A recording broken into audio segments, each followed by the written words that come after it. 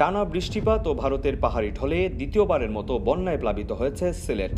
বৃহস্পতিবার থেকে শুক্রবার দুপুর পর্যন্ত বৃষ্টি না হওয়ায় সিলেটে বন্যা পরিস্থিতির কিছুটা উন্নতি হয়েছে, কমেছে নদ নদীর পানি।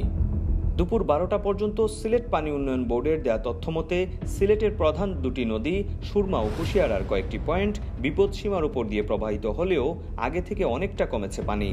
দ্বিতীয় দফায় বন্যায় সিলেটে 10,43,161 জন মানুষ পানিবন্দী অবস্থায় রয়েছে। এর মধ্যে নগরীতে বন্যা আক্রান্ত হয়েছে 60,000 মানুষ। পানি উন্নয়ন বোর্ডের তথ্যমতে শুক্রবার দুপুর 12টায় সুরমা নদীর পানি কানাইঘাট পয়েন্ট বিপদসীমার 58 সেন্টিমিটার ও সিলেট পয়েন্টে 13 সেন্টিমিটার উপর দিয়ে প্রবাহিত হচ্ছে। কুশিয়ারা নদীর অমরশীদ পয়েন্টে 55 সেন্টিমিটার ও শেওলা পয়েন্টে পানি 5 সেন্টিমিটার এবং একই নদীর ফেন্সুগঞ্জ পয়েন্টে 103 ও শেরপুর পয়েন্টে 20 সেন্টিমিটার বিপদসীমার উপর দিয়ে প্রবাহিত হচ্ছে। শুক্রবার দুপুরে জেলা প্রশাসন সূত্রে জানা যায়, সিলেট নগরীর 29টি ওয়ার্ড সহ 13টি উপজেলায় 10,43,161 জন মানুষ পানিবন্দী রয়েছেন। এর মধ্যে সিলেট নগরীর 42টি ওয়ার্ডের মধ্যে 29টি ওয়ার্ডের 60,000 মানুষ পানিবন্দী রয়েছেন।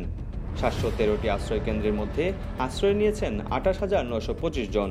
13টি উপজেলায় 1552টি গ্রাম বন্যার পানিতে প্লাবিত হয়েছে।